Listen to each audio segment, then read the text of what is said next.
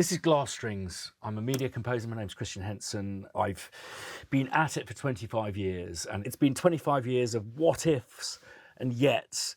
And since setting up Crow Hill a year ago, I've been chomping at the bit to make this, but we had to wait until the time was right, till we were ready. And I think what we've done is come up with a definitive string library that certainly, maybe selfishly, satisfies what I know will be my workhorse string library. It has so many possibilities, but not least that it's easy to use, it's fun to use, and it's bloody quick. There's a quick overview of this library linked in the video description down below. I'm going to take you through the details of this very much from the mindset of a media composer, someone who writes for film, TV and computer games, but I also do pop and stuff like that. Quite honestly, I think this library is worth double what we put it out there for, but there are two reasons for making this library. One is to selfishly have something that I absolutely love using. I'm not into symphonic string samples. They sound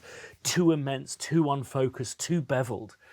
I love chamber strings, and we've gone as small as we can here so you can actually hear the performances. So that's one reason, and it's been just so fantastic to go, no, we don't need to bother with that, never will use it, no, we don't need to bother with that, but what we really need would be this, that and the other.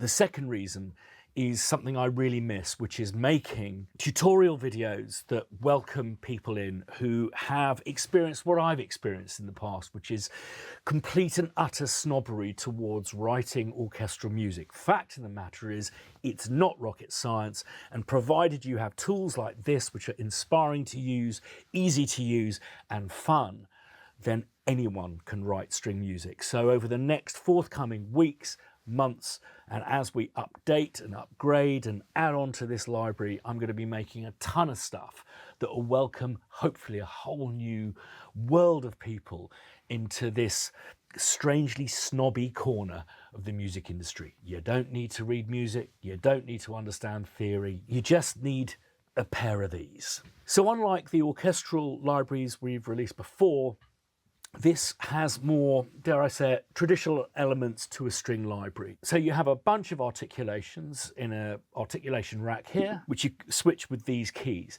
Now, this is not a system that I use. I tend to prefer to have one articulation on each track. It's each to their own. So what I've done here, if you look at the presets, is not only selects, which is a selection of key switches, but also you've got your singles, shorts, longs, and gestures, which I'll come back to. You'll see that there are no first violin, second violins, viola, cellos. We got the band to workshop this together. So what we wanted to do is capture performances or part thereof, as opposed to straight sterile samples. For example, if we have a listen to free bowing, you'll hear they've been instructed to bow freely, so you can really hear each individual player playing.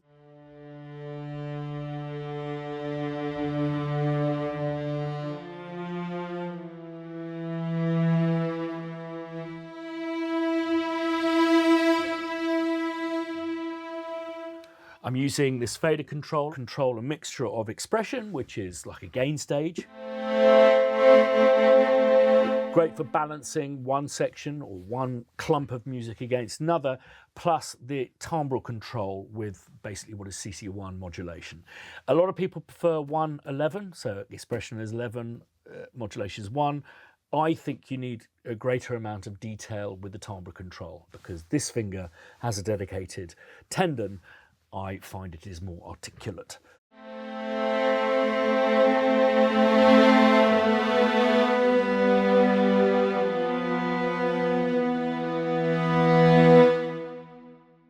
So you'll notice on these single ones here that there are no key switches coloured. I've basically gone here and have put them below the range of my keyboard. Now, some people like to put it below the range of their keyboard and have a little separate one up here.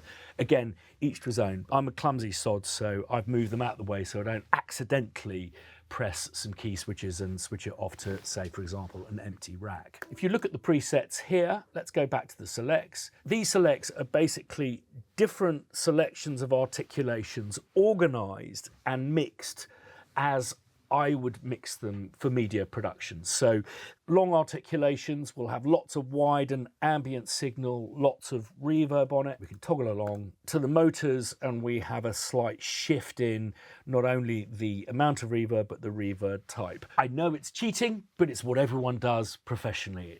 It's create a sound that all mixes together, which is coherent. So with the motors, you've got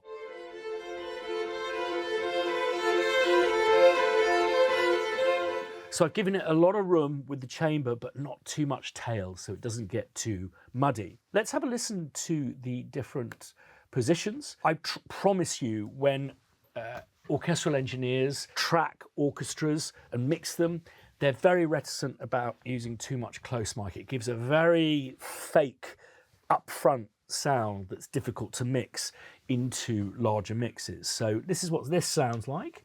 Let's just pull them all up. We hit Alt, we get to their normal positions, and this is your mute, these are your solos. So let's go here.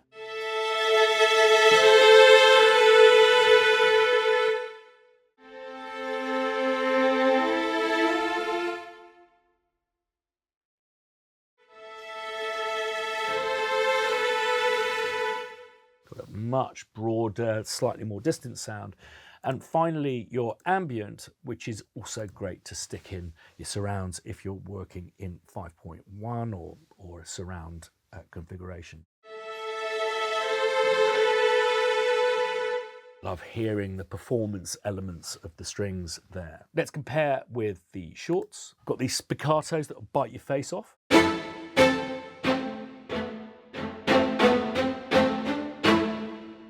Let's just take off the reverb, pull these back to their original positions.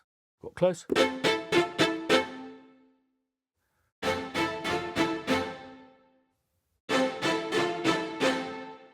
There's an amazing selection of shorts. Let me go through these for you. I'm just going to pull up the mix that I prefer and just a real life scenario with my kind of favoured setup. So we've got Mercato.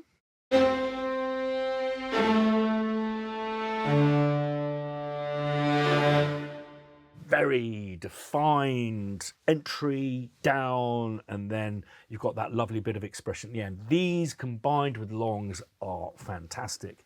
Tenuto, which is a longer short.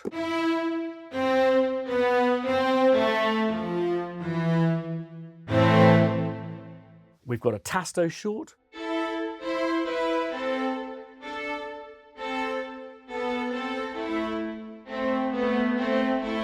Working with Sultasto, it's lovely to switch between the longs and the shorts there. We've got the staccato Ponticello, more metallic tone as they're playing closer to the bridge. Feathered, which I absolutely love.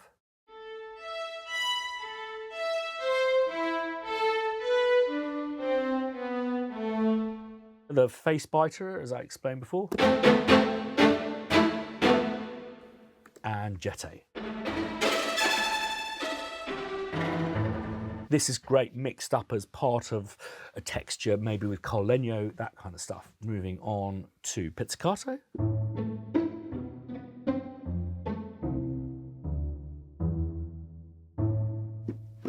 At this point, it might be worth me adding the bass in. We purposely recorded the bass as an overdub so that you can apply it as an overdub. The quartet played together, the quintet was formed in the quartet's absence. So if we have a little listen to the bass here, we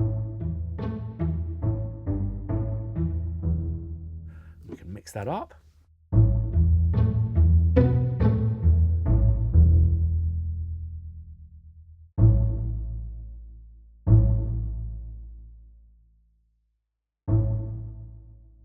And you've also got position, panning and distance controls in there. Carlenio.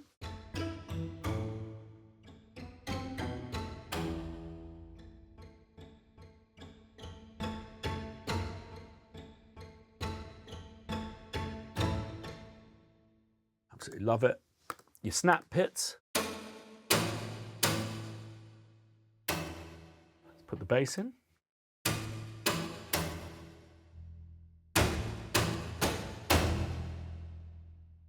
I love tuning these down. It's great as a percussion sound. Oh, we can go deeper than that, Daddy, surely. So back to our longs, we have sustains. And you'll see there's a slightly different mix I've pulled up here for my media mix. Hollywood mix is much sploshier, wider. And then you've also got an honest mix, which sounds amazing in pop tracks. And there's also an outer space one, which I'll come to in a minute. But let's just keep to my preferred mixes.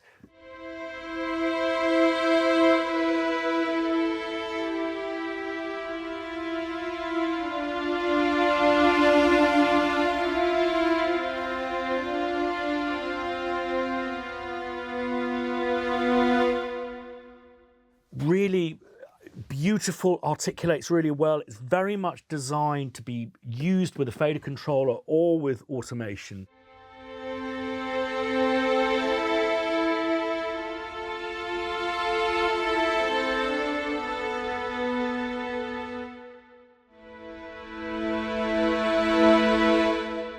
For Crow Hill, it's a oddly obedient sustain, but this is a great writing tool. Let's pull the bass in there.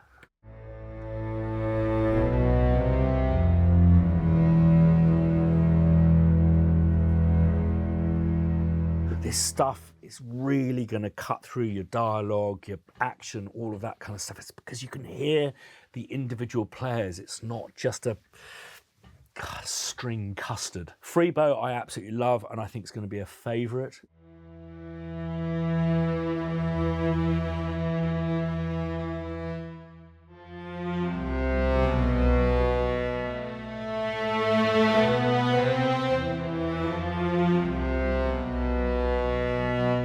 And without the bass.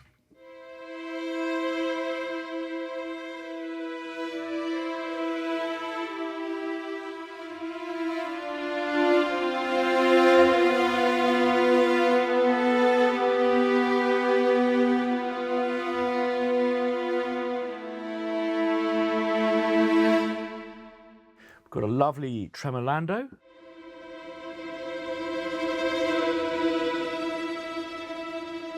I love adding just a smudge of tremolandi under maybe a more obedient sustain. Gives it all sorts of life. Good cheat. It's also quite fun to cheat some hysteresis with runs. Balance that carefully with the face biters. You'll be laughing.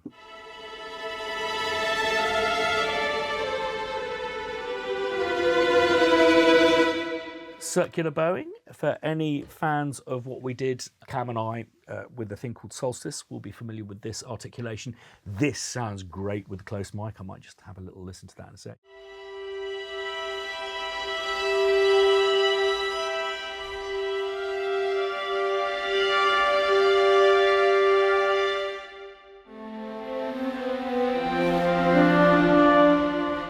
Moving from normal into tasto, which is the bow goes up the fingerboard and then towards ponce. So you get these mixtures of different harmonics and the sound of the rosin. Let's just take out widen the ambient. You'll hear this really upfront sound here.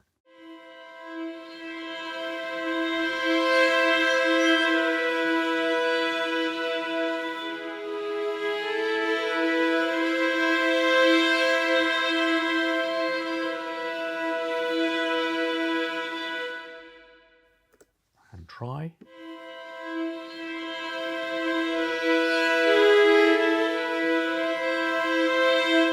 I can hear the reach there, the slight fragility in the intonation, which I'm absolutely a huge fan of. Saltasto, playing up the fingerboard.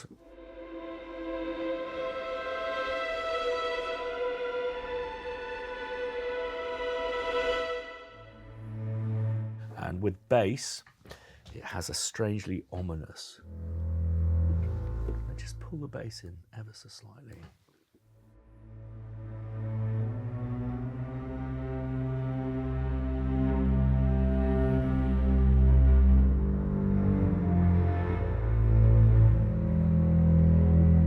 Sul Pont, which is playing near the bridge. It's not meant to sound attractive. Don't criticise us. This is what Sul Pont sounds like.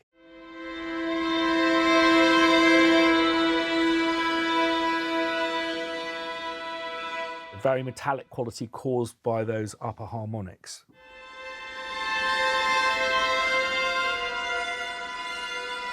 Oh, listen to that performance when that vibrato comes popping out. And then we've got Pont X, which is, as the name describes, a little bit X-rated.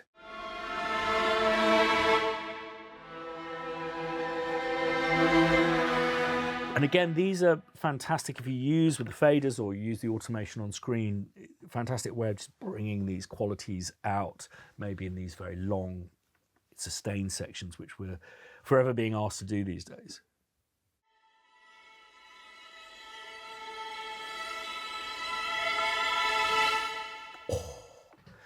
Last but not least is harmonic, which is basically, it's an artificial harmonic. It's where the player rests one of their fingers a fourth above the note that's depressed to create a tone that is 2 octaves up, which is why you only get it up here, because they're actually playing 2 octaves lower. An amazing, beguiling sound.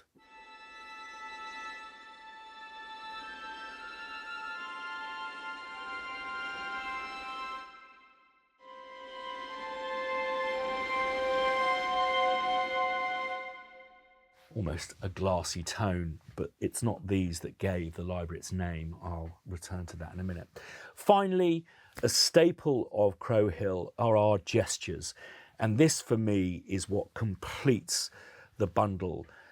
For this price, to be able to get something that you could create an entire score with is incredible, but absolutely by design. We really want to welcome people into this world of just incredible, inventive string performances, not least with our gestures. Basically, gestures they're like little cells, little parts of performances that suddenly bring your composition to life. The way I describe it, it's often like having a performer in the room with you, playing your music, but as you compose it. So keep an eye on my fingers. I don't have to do very much.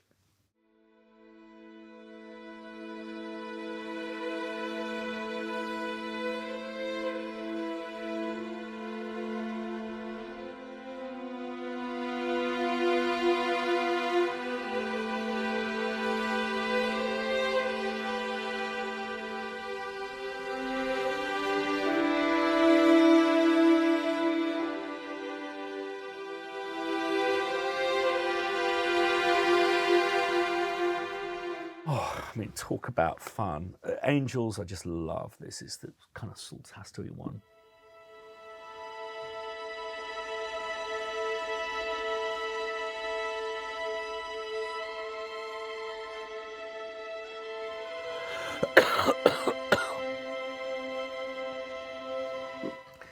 I've personally orchestrated these so that you have a real mixture of stuff that goes distances, stuff that's busy, stuff that stays on the note for a long time before changing. For example, Leapzilla really is a lot of leaps. So we get that lovely effect of the reach, very difficult to imitate with samples because often the reach will, in every player, create a workaround that will get them into the pitch they need to be. And for each player, that workaround will vary. So this is when you get the humanity really come through. So let's do something wide.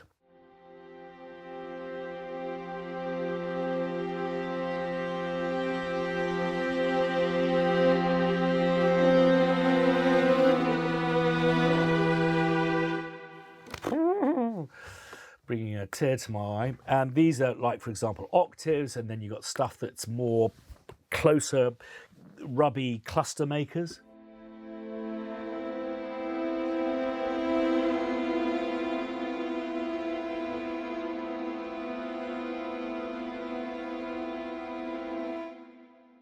But For anyone who's been using our gesture libraries, we've developed it.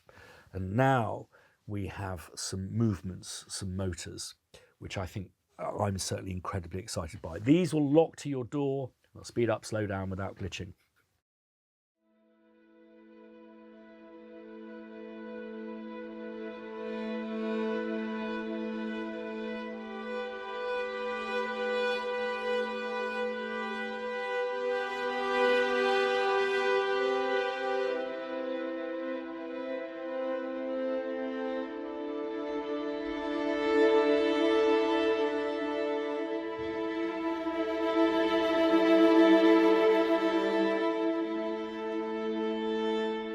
It's so lovely to be composing and going on an adventure as well. Each note is different performance, different measured trems, I guess you would call them. If we go to the motors here, we've also got stuff that is pitched.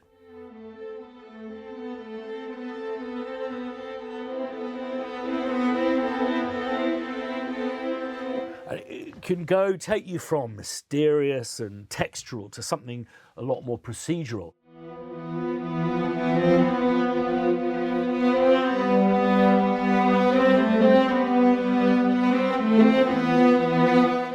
We've got a real sound of the room there. Let's just bring out some splosh.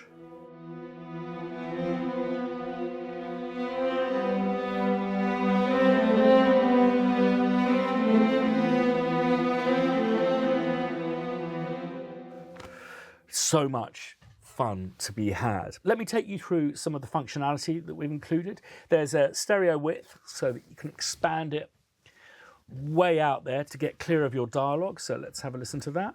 We'll take it in.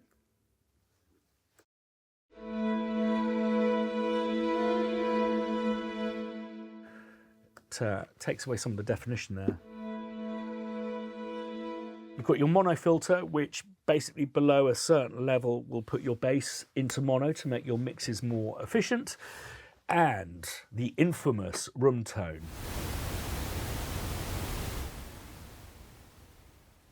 I would recommend only putting that on one instance of the plugin and it just plays continuously. And that's the real room tone of the studio itself.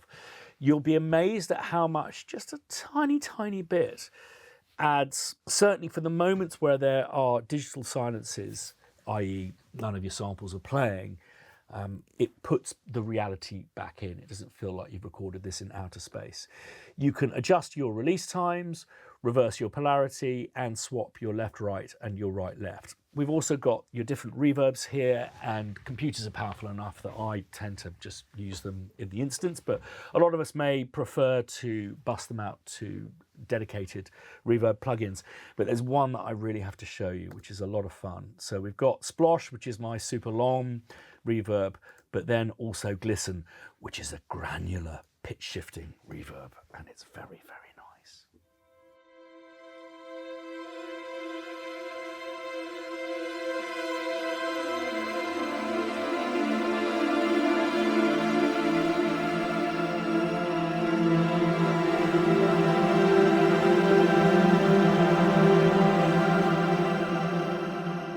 It's a lonely job.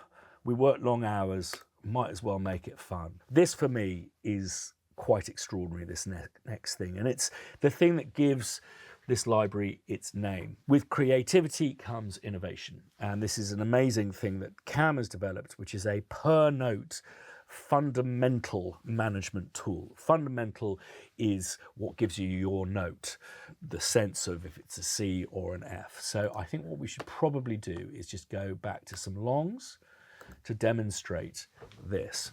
So basically the gain either boosts the fundamental or reduces it. So let's just start here.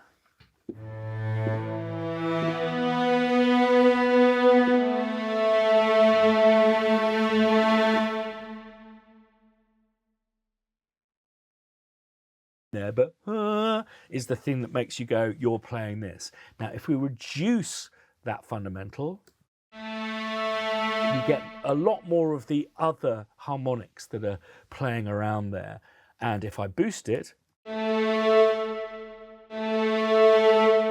The amount determines whether you're just removing or boosting the prime fundamental, the thing that gives you the ooh, or whether you're messing around with the ones above the harmonic series, so octaves and fifths above. So you'll hear the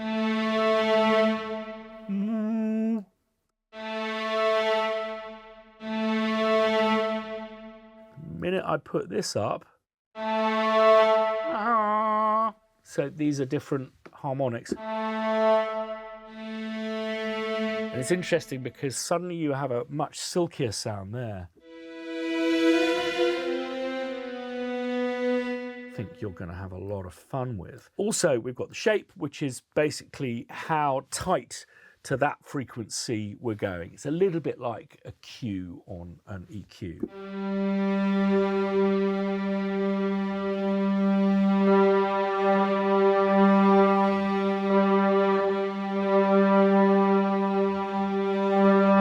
So I think the further up with shape, the tighter it is. We'll be adding different presets here, but just to recap, we've got our selects, which are a selection of key switched presets, different mixes, the outer space one, which I promised earlier, a lot of fun.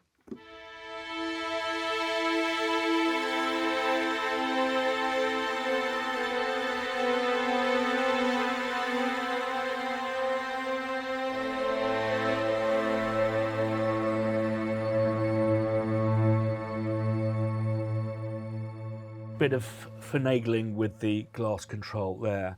You've got your single articulations for that other breed of composer who likes to have a track per articulation and send it out to different bus addresses. But also you can save your own presets and mixes. As I said before, I'm delighted on a selfish level to have created with this amazing team what I feel is going to certainly be the definitive string library that is my workhorse. It's what I'll start writing with, and it's what I'll produce my scores up with.